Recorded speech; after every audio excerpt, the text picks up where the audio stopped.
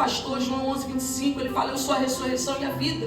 Em João 14:6, ele fala: eu sou o caminho, a verdade e a vida. Em João 15, ele fala: eu sou a videira verdadeira. João está preocupado em equiparar, né? A intenção de João é equiparar, né, Jesus com aquele que vinha guiando o seu povo. Por isso que lá em Êxodo capítulo 3, versículo 14, quando Moisés fala: Deus, eu vou lá, né, eu vou falar com eles, com o povo israelita, com aquelas lideranças, mas quando chegar lá, eles vão me perguntar: quem foi que te enviou? Eu vou dizer o quê? Então João 3,14, ele fala: quando tu chegares lá, diga que o eu sou, o que sou, te enviou. Então quando Jesus está dizendo aos seus, quando Jesus está dizendo entre os israelitas, entre os judeus, eu sou, ele está se equiparando. Nós não entendemos tão bem, não causa tanto impacto na nossa vida.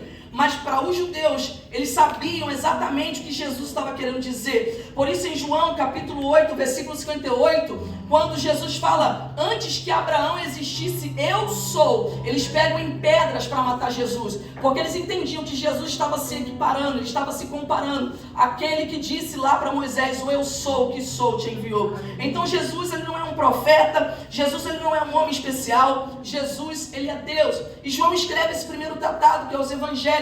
Nessa altura se levanta uma perseguição contra a igreja. A igreja, ela vai sendo perseguida, a igreja primitiva, porque os romanos não tinham problema com os judeus. Mas quando esse caminho, até ali não tinha nem nome, né? O caminho começa, os cristãos começam a se levantar, os imperadores começam a se levantar e a levantar uma perseguição. E na altura de João, foi Domiciano que se auto-intitulou Deus e reivindicou para si a adoração. Quem está ouvindo, diga amém. Amém. Reivindica para si a adoração, e é claro que a igreja não vai adorá-lo, a igreja não se prostra diante de homens, a igreja não se prostra diante de autoridades terrenas. Amém. A igreja só se prostra diante daquele que tem toda a autoridade. Na verdade é a única autoridade existente, porque todas as demais autoridades são por delegação, ele é quem delega as autoridades. Só existe uma fonte de autoridade, que é o Senhor. Então a igreja não se prostra diante de homens. Então a igreja vai sofrer essa perseguição, e é quando eles prendem João. João é preso, e claro, eles tramam a morte de João. Não poderia ser qualquer morte, porque a intenção da morte do apóstolo, que era o último apóstolo vivo, era causar intimidação, pavor, era causar aquele terror na igreja, para que eles parassem na propagação do evangelho.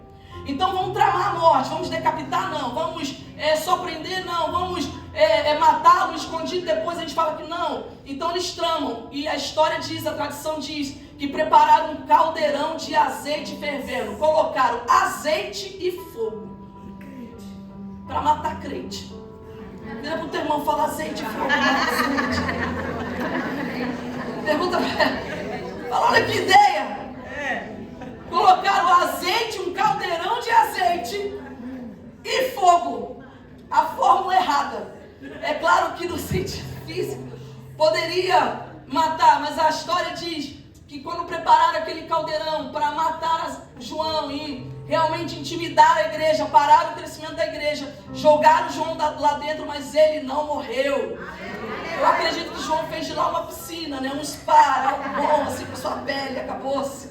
Então, como não conseguiram matar João com azeite e com fogo, colocaram ele na ilha de Patmos. Quando colocam João na ilha de Patmos, uma ilha isolada, para onde enviavam os malfeitores, aqueles que cometiam crimes, para exercerem e efetuar trabalhos escravos até a sua morte. E quando jogaram João para a ilha de Patmos, era dizendo: nós vamos calar a tua voz. Quando jogaram João para a ilha de Patmos, era: nós estamos acabando com o teu ministério. Quando jogaram João para a ilha de Patmos, nós vamos te isolar. Quando jogaram João para a ilha de Patmos, era dizendo: tu não vais mais pregar. Quando jogaram João para a ilha de Patmos, acabou, a tua jornada acaba aqui. Tu vais agora trabalhar para o mundo, vai morrer aí, vai acabar aí. Acabou o teu legado, acabou a tua história, acabou a tua pregação. Tu não pregas mais, tu não és mais referência. Nós vamos te isolar, nós vamos te esconder, nós vamos te matar. É aí que o teu ministério acaba, é aí que o teu ministério tem um fim. Quando colocaram João na ilha de Patmos, era dizendo: nós temos domínio sobre a tua vida e nós vamos te isolar do mundo. A tua pregação não será mais ouvida, o teu propósito não será mais executado. Aquilo que tu vinhas manifestando acaba hoje. Mas o homem tinha um plano, a terra tinha um projeto, mas o céu tinha outro.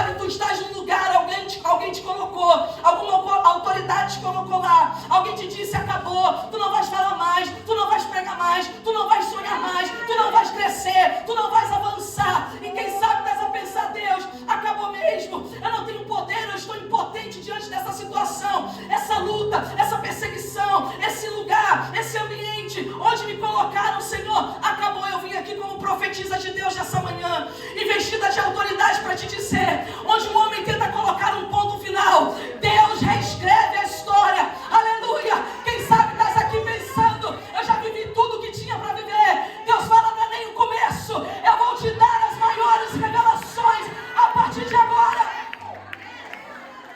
Aperta a mão da tua irmã, acorda ela que ela está cochilando, fala para ela: fala, está preparada para receber as revelações de Deus.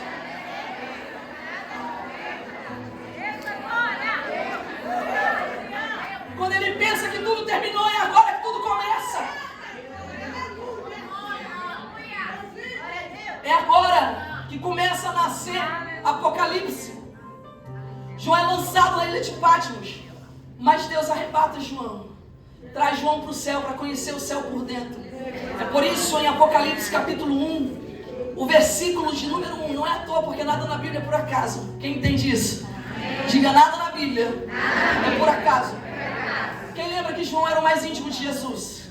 Que andava pertinho de Jesus, que conhecia tudo de Jesus? Quem lembra que ele era o mais próximo de Jesus? Ele pensava que conhecia Deus. Mas é por isso que é depois de Patmos, lá quando começa a ser gerado Apocalipse, a primeira palavra que João fala em Apocalipse, ele fala: revelação de Jesus Cristo. Como assim revelação de Jesus Cristo? Ele era alguém que já conhecia Jesus. Ele é alguém que já andava com Jesus. Ele era alguém que já tinha experimentado algo tremendo com Jesus. Ele pensava que conhecia Cristo. Mas é depois de Patmos, é como se ele falasse assim: eu achei que eu conhecia, eu achei que eu sabia tudo dele, mas agora que ele me foi revelado. Aleluia. Irmãos, é nesse lugar de dor, de sofrimento, de luta, porque muitas vezes aprendemos na escola do sofrimento e da dor que Deus traz as maiores revelações. É onde Deus nos faz conhecer, como Jó, que ele fala: eu pensei que eu conhecia Deus. Jó termina lá no final, ele fala: antes eu te conhecia de ouvir falar, mas agora os meus olhos te veem. Aleluia. Quem está preparado para conhecer mais de Deus, levante uma mão. Quem quer conhecer mais de Deus, levanta as duas. Quem está preparado para viver as maiores revelações do Senhor, levanta o pé também. Glória. Aleluia. E ele escreve Apocalipse. Apocalipse, ele é um livro de plenitude. Um dos números que se destacam em Apocalipse é o número 7. Porque 7 é um número de plenitude. Apocalipse, ele vai nos mostrar o fim de todas as coisas, é a plenitude de todas as coisas. Quem está me ouvindo, diga aleluia. Aleluia. Apocalipse é um modo maravilhoso de Deus concluir a história que começou no Gênesis. Em Gênesis sendo o livro das origens. Gênesis é o livro das origens. Gênesis é o livro da origem. E Apocalipse, ele é o livro do fim. Ele mostra a conclusão, é Deus concluindo a história do homem. E em Gênesis nós vemos Deus formando os céus e criando a terra. Haja luz, houve luz, haja separação dos firmamentos, houve separação do firmamento. Em Gênesis é a origem. Em Apocalipse são novos céus e nova terra. Em Gênesis nós vemos Deus criando o homem do pó da terra. Ele pega o homem do pó da terra, sopra nas suas narinas e faz do homem a alma vivente. Mas em Apocalipse o corpo não é mais do pó da terra, o corpo é um corpo de glória. Quem está entendendo, diga amém. Amém. Em Gênesis aparece o sol, a luz. Em Apocalipse não precisamos mais de sol nem de luz. Não precisamos mais de ETP, de hipertrola. Não precisamos mais nada disso. Porque o próprio Senhor ilumina tudo e todos. Oh, glória! Em Gênesis ele cria o sol e a lua. Mas em Apocalipse ele é a luz, ele é o sol. Ele é aquele que brilha sobre todos nós. Em Gênesis nós vemos o casamento, né? Deus criando, a Eva e Adão e Eva formando o primeiro casal. Mas em Apocalipse nós vemos o casamento do noivo com a sua noiva. Oh, glória! Em Gênesis nós vemos o aparecimento do pecado. O pecado entra, Satanás entra com seu séquito de injustiça, de dor, de tristeza, trazendo mazelas, trazendo problemas para a terra. Satanás está entrando, mas com fogo e enxofre, que é a segunda morte. Em Gênesis o pecado entra, mas em Apocalipse o pecado é exterminado. Em Gênesis Deus vem passear na virada do dia com o homem, mas em Apocalipse Ele fala: eu estarei com eles e eles estarão comigo eternamente. Aleluia! Oh, glória! Apocalipse é um livro extraordinário, irmãos. Esse 7, né, nós temos as 7 igrejas, 7 selos, 7 trombetas, 7 sinais, 7 últimos flagelos, 7 condenações, 7 coisas novas, o 7, a plenitude, Deus encerrando um ciclo. Apocalipse não é um livro simples de ler, porque ele tem cerca de 300 símbolos. A gente vê dragão, né? Quem já leu Apocalipse aí? Todo mundo, né? A gente vê dragão, a gente vê bicho com 7 olhos, chifre pra lá, chifre pra cá. A gente fala: Jesus, o que se passa, né? Parece que a gente está dentro de um filme de ficção científica. Não é um livro simples, tem muitas figuras, muitas linguagens, mas é um livro que nos projeta para a eternidade.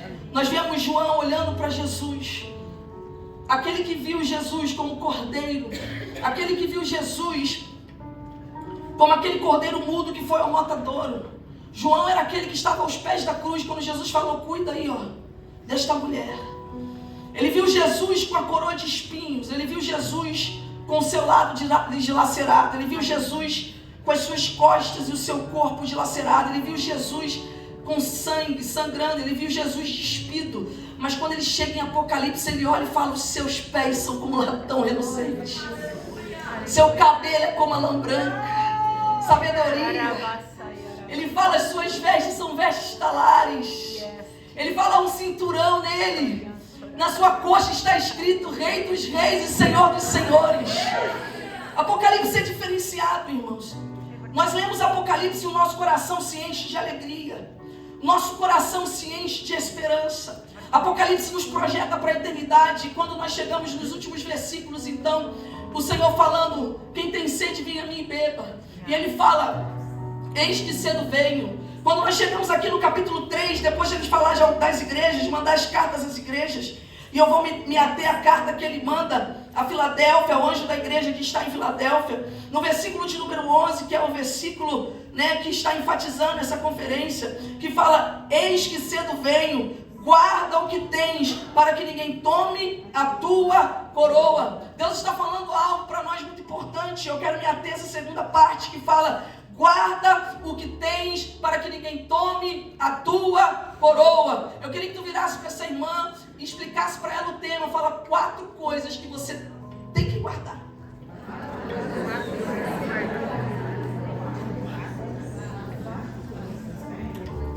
Coroa nos fala de recompensa. É verdade. Já foi ministrado ontem, hoje, e nós sabemos que Deus tem coroa preparado para nós. 1 de Pedro 5,4, quando apareceu o sumo pastor: alcançareis a incorruptível coroa de glória. Provérbios 4,9, dará à tua cabeça um diadema de graça e uma coroa de glória te entregará. Tiago capítulo 1, versículo 12, bem-aventurado o homem que sofre a tentação, porque quando for provado receberá a coroa da vida, a qual o Senhor tem prometido aos que o amam. O versículo de número 24: não sabeis vós que os que correm no estádio, todos na verdade correm, mas um só leva o prêmio? Correi de tal maneira que alcanceis. Em 1 Coríntios capítulo 9, versículo 24 e 25, todo aquele que luta de tudo se abstém, eles o fazem para alcançar uma coroa corruptível, nós porém uma coroa incorruptível. Coroa é recompensa. Há uma coroa preparada para nós, há uma recompensa para nós. A palavra de Deus diz que Ele nos recompensará. Ele recompensará cada um segundo as suas obras. Tudo aquilo que fazemos, tudo aquilo que geramos para Deus, nada em vão. Talvez o teu líder, talvez a pessoa que está ao teu lado, teu amigo, teu pai, tua mãe, quem quer que seja, não veja. Tantas pessoas estão equivocadas, achando que estão fazendo as coisas para homens. Quantas pessoas estão dentro da igreja e às vezes até retalham e falam: não vou fazer porque ele não falou bem comigo, eu não vou fazer porque o meu nome não está no cartaz, eu não vou fazer porque ninguém me recompensa, eu não vou fazer porque da última vez que eu fiz, a minha pastora nem falou nada, eu vou fazer porque eu passei a noite acordada e ninguém disse nem um obrigado, querido. Quando recebemos recompensa aqui na terra,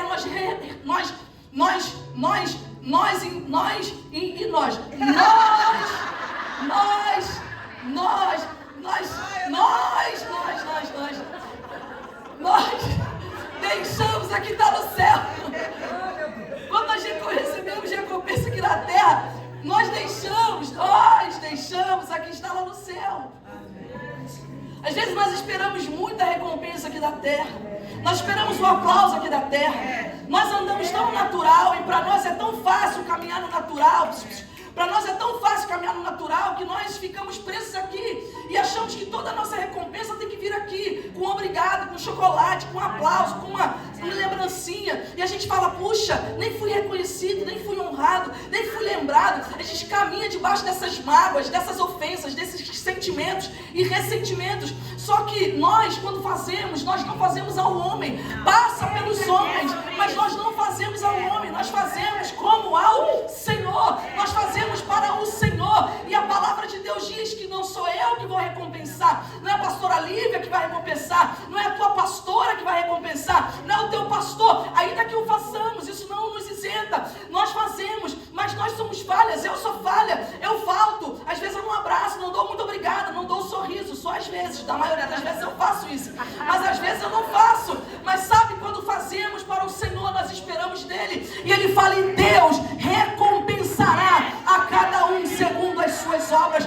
Há uma recompensa preparada para a tua vida. Há uma coroa preparada para a tua vida. Há um galardão preparado para a tua vida. Tu estás numa corrida, querida, e não importa o teu nível ministerial, não importa em que nível estás, não importa se tu pregas, não importa se tu intercedes, não importa se tu cuidas das crianças, não importa se tu és uma evangelista lá na tua empresa, não importa se os olhos humanos te enxergam, os olhos de Deus são como chama de fogo. Ele contempla os quatro cantos da terra. Deus te vê, ele não só te vê, e ele não te chama, ei você aí, ei Psyu, vem cá não. Quando Deus te chama, ele fala, eu te chamo pelo teu nome, eu te conheço, e ele recompensará cada um. Aperta a mão dessa irmã, fala, tem recompensa para a tua vida. Tem recompensa aqui. Aleluia!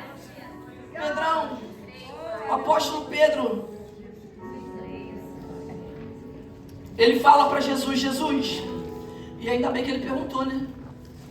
Porque talvez eu não teria coragem de perguntar, né, irmão? Ele chega para Jesus, porque Jesus manda largar tudo, né? Quem quiser vir após mim, negue-se a si mesmo, toma a sua cruz e siga-me.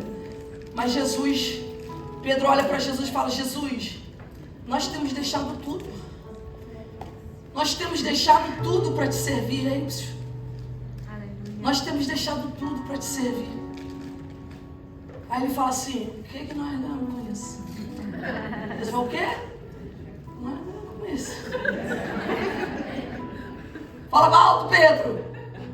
Senhor, o que a gente ganha com isso?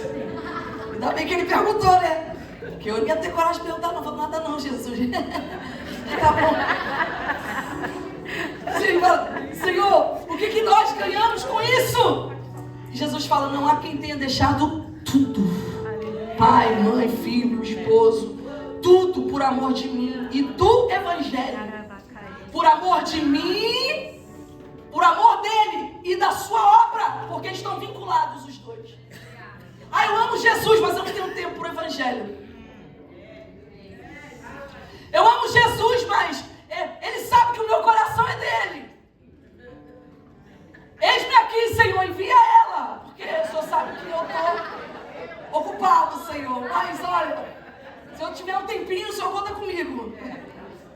Não, ele fala, por amor de mim e do Evangelho. As noites sem dormir, o Evangelho. As noites sem dormir, cortando lembrancinha do Evangelho. Porque estás a fazer pelo reino. Quando tu evangelizas lá alguém que ninguém vê pelo Evangelho. Quando estás ensaiando, os músicos estão aqui a tocar. Eles não chegam aqui com a cara limpa, vai tocar, não ensaiam, ouvem música. É horas ali treinando, pelo menos deveria ser. Eu treinando, para chegar aqui e exercer o melhor. Por amor de mim e do Evangelho. Ele fala, não há quem tenha deixado tudo por amor de mim e do Evangelho, que não receba 100 vezes mais, tanto nesta vida quanto no porvir. Fala pra tua irmã, tem coroa preparada para ti. Eu não pude estar na festa lá do meu familiar, tive que estar na igreja, tem coroa preparada para ti. Eu deixei de estar no encontro importante lá, tem coroa preparada para ti. Eu não estou falando de negligência, eu não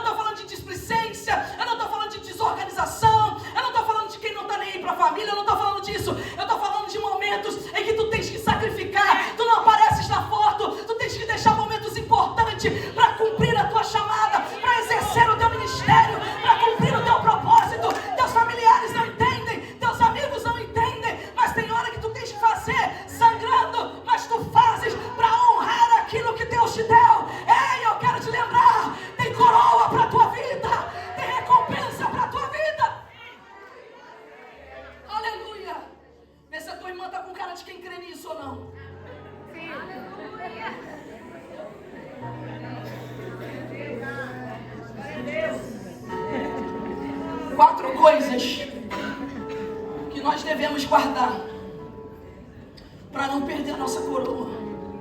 Se ele está falando isso é porque há risco de perda. É verdade. Eu acredito que Deus nos deu um poder. Agora eu vou falar com o dedo porque algumas pessoas podem ter uma ideia, um entendimento diferente. Está tudo certo, está tudo certinho, não tem problema nenhum. Mas eu acredito que Deus nos deu um poder que se chama poder de escolha. É verdade.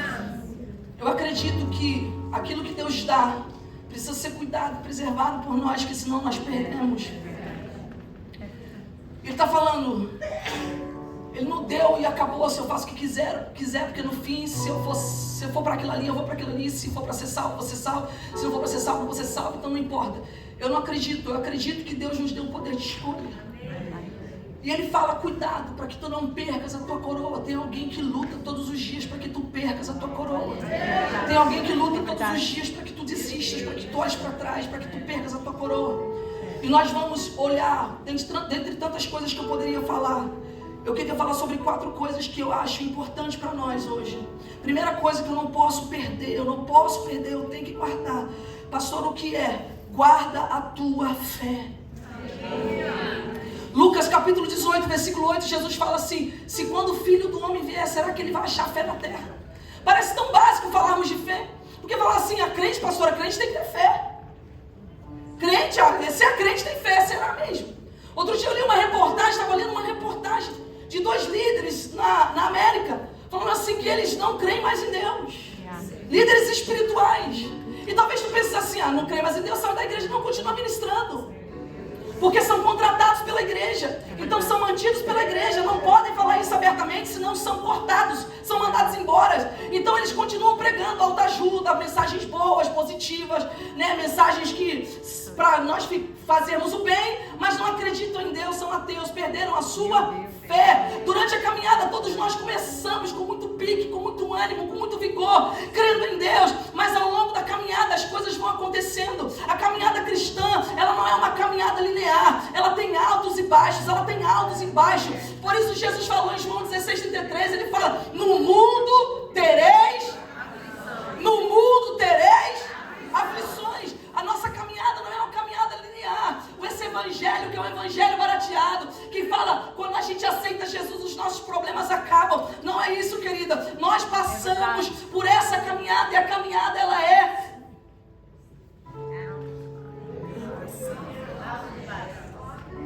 dinâmica. Ela é dinâmica. Temos altos, temos baixos, caminhada cristã. E aí, pastor, é nesses momentos que as lutas vão acontecendo, os embates vão acontecendo, as adversidades vão chegando, os embates vão chegando, e nós vamos balançando. Então eu venho aqui hoje para dizer, não perca a tua fé. A palavra de Deus diz, Abacuque é o primeiro a falar de fé no Antigo Testamento mais claramente. Abacuque capítulo 2, versículo 4, ele fala, o justo viverá pela fé. É isso que Paulo enfatiza nas suas cartas. O justo vive pela fé. É pela fé que nós vivemos, é pela fé que nós andamos. Nós não andamos por vista. O crente não vive pelo que vê. O crente, ele vive pelo que crê. Quando o crente perde a fé, ele perde tudo. Jesus só não pôde operar grandes coisas em lugares onde havia incredulidade. Ele operou, mas ele só não pôde operar mais porque havia incredulidade. Tudo que Satanás quer é que percamos a nossa fé e andamos dentro do natural. Pastor, e o que é fé? Hebreus capítulo 11, versículo 1. A fé é a convicção, é a certeza daquilo que eu não vejo, mas eu sei que já aconteceu, já está desatado no reino espiritual. É uma certeza, é uma convicção. Por isso Hebreus capítulo 11, versículo 6 fala que sem fé é impossível agradar a Deus, porque aqueles que se chegam a Deus têm que acreditar que Ele existe e que Ele recompensa aqueles que o buscam. Aleluia! Judas versículo 3, ele fala, tive por necessidade de escrever-vos e exortar-vos a batalhar pela fé que uma vez foi dada a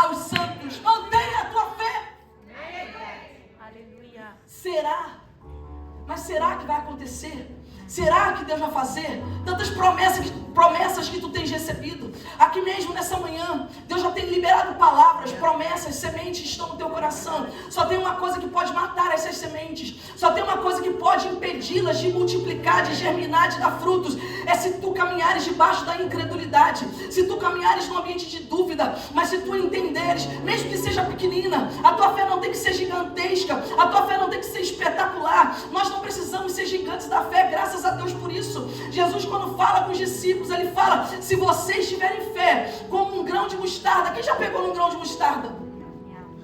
É pequenino. É verdade. É pequenino, irmãos. Um grão de mostarda é pequenino. Ele podia falar: se vocês forem gigantes na fé, se vocês se manterem com o peito estufado e lá em cima na fé, vocês poderão operar grandes coisas. Ele fala: se vocês tiverem fé como um grão de mostarda, então vocês dirão a esse monte, ergue-te daí e precipita-te no mar, e assim acontecerá. Porque aquele grão, quando cai, ele vira a maior das hortaliças, porque ninguém pode parar aquele que caminha no ambiente de fé. Olha para tua irmã com uma cara brava, não ri agora não, frange a testa. Fala: creia! Deus falou, creia! Deus está declarando, creia! Deus falou que vai curar, que vai libertar, que vai sarar, creia! Deus falou que vai te usar, creia! Deus falou que vai te tirar desse ambiente, creia! Deus falou que vai te dar algo, creia! Deus falou que vai fazer, creia! Pastora, mas não há impossibilidade, não há possibilidade, não há como hoje foi ministrado sobre Maria. Maria, tu vais conceber, tu vais ter um filho, como? Como que vai ser isso? Não é nada contigo, não tem a ver contigo, porque tu não tens mesmo capacidade, tu não és casada, tu não tens capacidade, és uma miúda, mas é o meu poder que vai te envolver, não tem a ver contigo, tem a ver com o que ele é. Tu não podes, mas ele pode, tu não fazes, mas ele faz, tu não tens, mas ele tem. Quem não crê fica calado mesmo, irmão, mas quem que levanta as duas mãos e a boca, aleluia, fala: eu creio. Tua igreja vai multiplicar, teus liderados vão crescer, tu vais gerar uma geração, tu vais formar uma geração poderosa em Deus, tua empresa vai crescer, teus negócios vão avançar, tu vais sair dessa dívida, tu vais ter para abençoar. Eu não sei se você reparou, mas eu estou profetizando, sabe? Tu vais orar por pessoas, elas serão curadas, tu vais orar e pessoas serão libertas, tu vais abrir a palavra e o poder de Deus vai fluir através de ti, nada e nem ninguém vai te parar. Pastor, o que eu faço? Creia!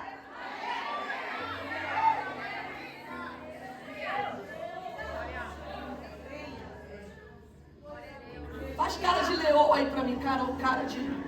Vocês estão tudo com cara de gatinho. É o Botox.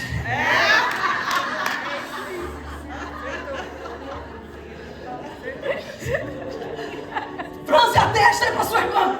Faz cara de brava, faz. Ela creia.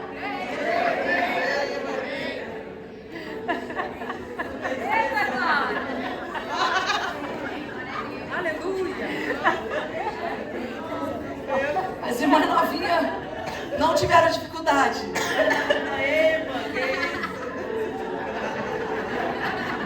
Pulemos o assunto. Paulo, irmãos, a sua carta, quando ele está prestes a partir para a eternidade, 2 Timóteo capítulo 4. Olha o que ele fala, e se não fosse difícil ele não falava isso. Se fosse uma coisa simples, ele não falava isso. Em Timóteo capítulo 4, versículo 7, ele fala: eu combati um bom combate. Eu lutei aquilo que eu tinha que lutar. Ele fala: eu acabei a minha carreira. Aleluia. Eu cumpri o meu propósito. Eu fiz o que tinha que ser feito. Mas a sua última frase, se não fosse importante, se não fosse difícil, ele não falaria isso, amigo. Ele não falaria. Se não fosse difícil, fosse simples, mesmo para o crente, ele não falaria isso. Sabe quando você fala assim: cara, eu consegui fazer isso, né? Olha, eu passei por tantas e consegui guardar o que é mais importante, sim ou não? Eu consegui preservar o que é mais importante, sim ou não? Eu consegui, eu lutei, quase morri, quase pereci, mas eu consegui guardar o que é mais importante. E olha o que Paulo termina dizendo: eu combati um bom combate, eu acabei a minha carreira e eu consegui guardar a minha fé. E é por isso que ele continua dizendo: já agora já está me preparada a coroa da justiça. Porque eu consegui guardar a minha fé. Cerra assim o teu punho e fala: eu vou conseguir guardar a minha fé. Eu vou conseguir guardar a minha fé. a igreja deve guardar, que nós devemos guardar. Quem está ainda acordada, diga aleluia.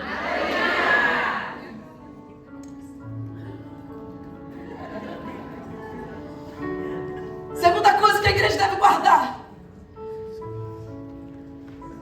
são os dons e os talentos que Deus deu. Sabe, irmãos, eu não sou tão antiga assim, mas quase ontem, quando eu era adolescente, eu venho de uma igreja em que os dons espirituais eram normais. Quando a gente ia, pastora Lívia, para o seminário, porque eu fui bem cedo, com 17 anos, tem uns 3 anos isso, mais ou menos. Tá rindo por quê, irmão? Olha, tá rindo forte. Não entendi não, viu? Depois eu quero orar pela irmã. A irmã... É que a tua mãe disse que você passou 3 anos. Minha mãe tá me ajudando. Quando a gente ia pro seminário aprender, a gente falava, é isso que acontece lá na igreja. É por isso que aquela irmã é movida assim. Entendeu? Quando a gente ia pro seminário para aprender a parte teórica, a gente falava, é por isso que Deus usa fulano assim. Porque aquilo era normal dentro da igreja. Os dons espirituais em uso, os milagres, pessoas curadas, libertas. Sabe? Aquelas irmãs no diminutivo, tinha lá na sua igreja também? Mariazinha, não sei o que. Na minha igreja tinha um missionário, nome, sempre é um nome diferente. Na minha era Gasparina. Ela falava assim, ô Jesus, falava mesmo, irmão. Minha mãe tá aqui, ó. Não é brincadeira, não. Ô meu Deus. Mas aquela irmã, pastor Josimar, quando a gente chegava na igreja, que ela falava assim, ei moça.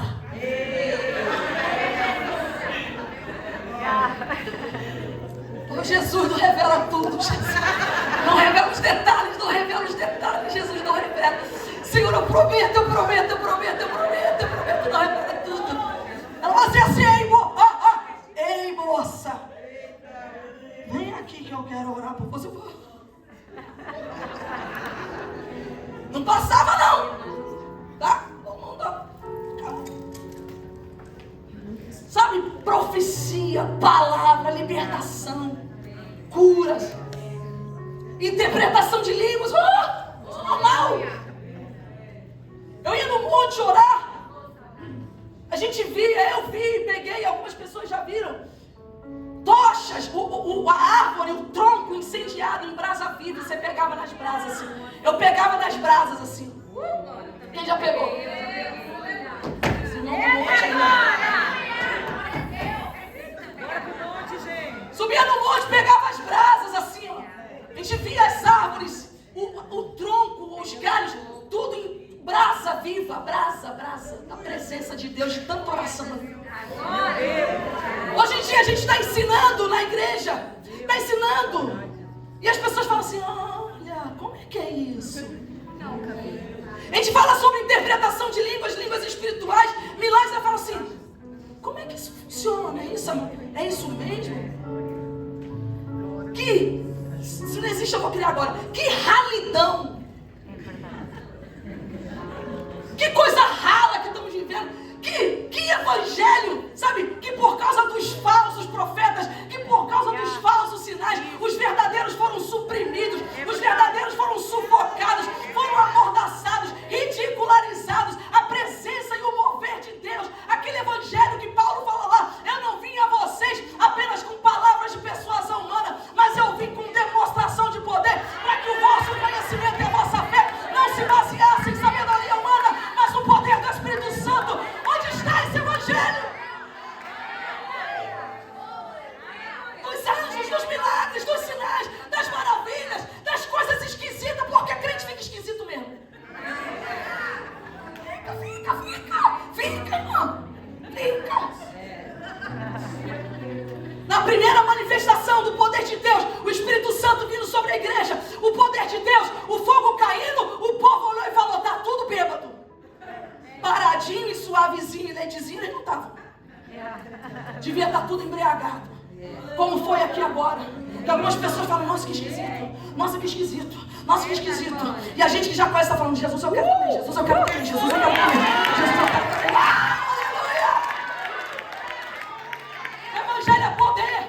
Por isso, lá na parábola das virgens, em Mateus 25, a palavra de Deus diz, e elas ouviram, eis que vem o noivo. E a primeira coisa que elas fizeram, pegaram as suas lamparinas, os dons, os talentos, aquilo que Deus deu, aleluia, para voltar a usar esta igreja, esta geração, este tempo. Essas mulheres não são mulheres que se moverão apenas no natural, no conhecimento, na sabedoria humana, mas se moverão no reino do Espírito para operar, em nome de Jesus, sinais, prodígios, maravilhas, manifestar os dons do Espírito.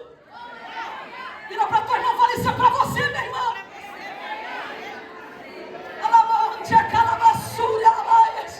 Quem quer isso, levante uma mão.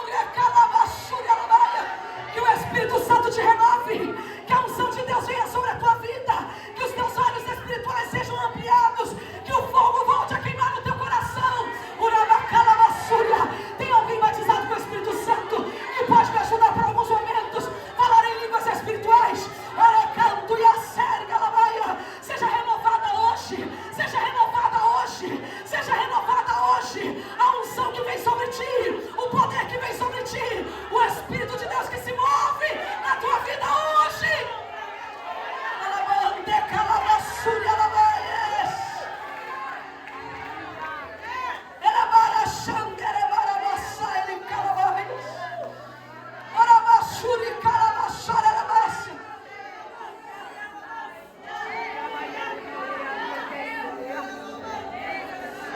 Volte a profetizar.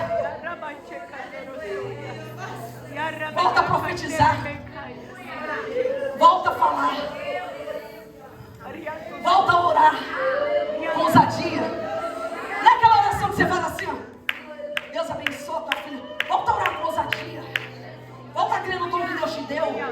Volta a provocar o céu, provocar o céu. Se Deus não fez, Ele é que não quis, Ele é que não quis. Volta a provocar o céu, ora de novo. Jesus, quem? Quem?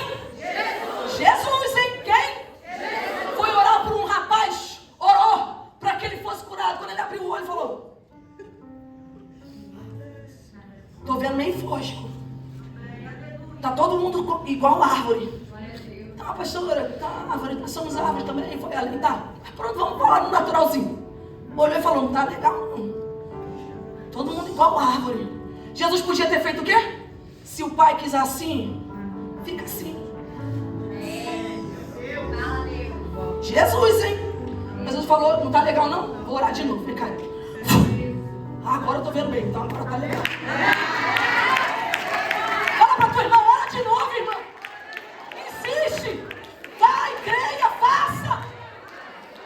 Sem fogo a igreja perde. Sem fogo a igreja perde. Sem poder a igreja cai. Sem a unção, sem os dons do Espírito, a igreja cai. É uma igreja fria, uma igreja que não se move no sobrenatural. A igreja não é uma instituição social, primeiramente. A igreja não é um órgão para ajudar o pobre, o necessitado, primeiramente. A igreja é uma instituição espiritual. Nós não somos embaixadores de Portugal. Nós não somos embaixadores da Itália. Nós não somos embaixadores do Brasil. Nós somos embaixadores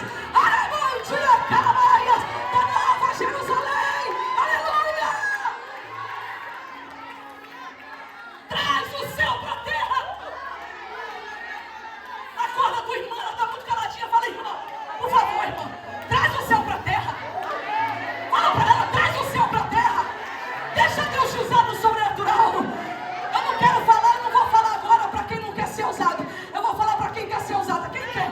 Levanta as duas. Senhor, onde tem uma mão levantada, onde tem uma mulher com o coração aberto, põe fogo nas mãos dela, põe fogo nas mãos dela, põe fogo nas mãos dela. Chora, suia, calaia, põe fogo, fogo, põe fogo, põe fogo, põe fogo, meu Deus.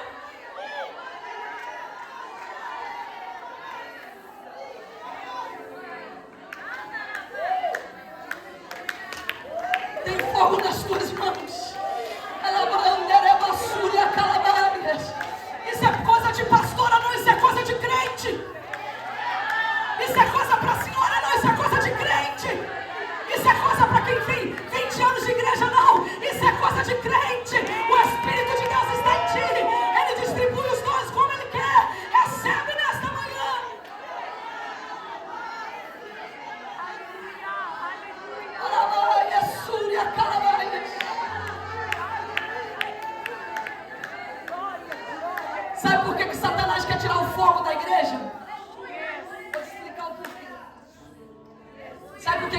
quer tirar o fogo da igreja?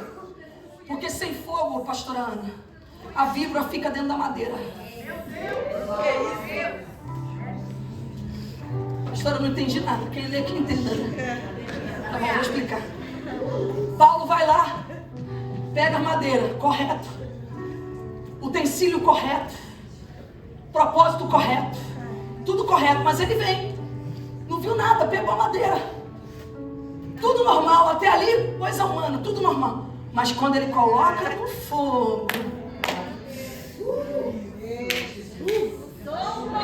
tinha uma víbora lá dentro, a víbora, sabe por que Satanás quer tirar o fogo das igrejas, quer tirar o fogo do ministério? Para de falar em línguas, para de orar, para de interceder, para de marchar, para de orar assim que nem louco, para de fazer isso, para com esses movimentos, para com esse fogo, porque quando não tem fogo, o instrumento é certo, o local é certo, mas a víbora fica lá dentro. Deus vai começar a espirrar as víboras de dentro dessas madeiras, porque Deus está colocando fogo no teu coração, na tua mão, nos ministérios, na igreja dessa nação. Em Portugal tem fogo de Deus para ti.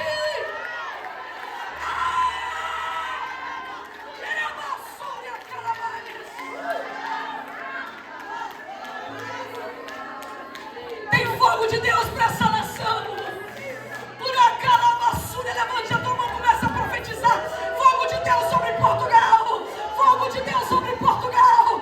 Fogo de Deus sobre essa nação.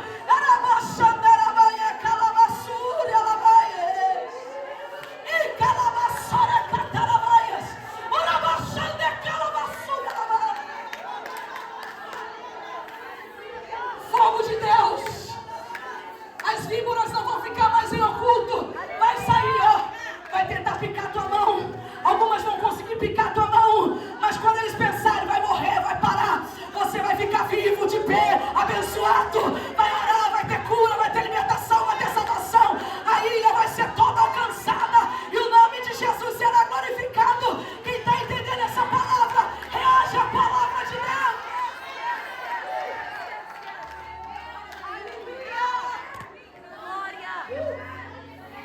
Termina. Meu Deus. Quem aguenta mais 10 minutos? Levanta a mão para eu ver, levanta a mão. Irmão, estou sentindo uma graça tão grande aqui. Estou sentindo uma graça de Deus tão grande aqui dentro. Põe a mão no ombro da tua irmã, só por um momento. Não fala nada, não precisa orar, não precisa nada. Só põe a mão no ombro dela.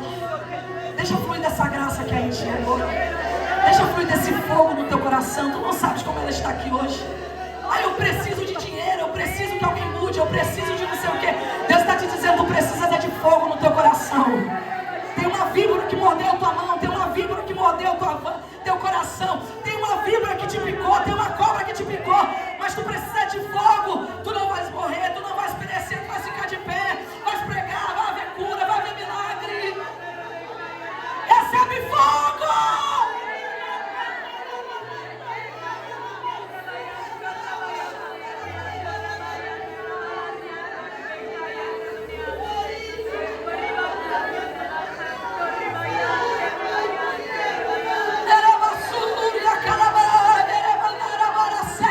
Seja batizada com o Espírito Santo.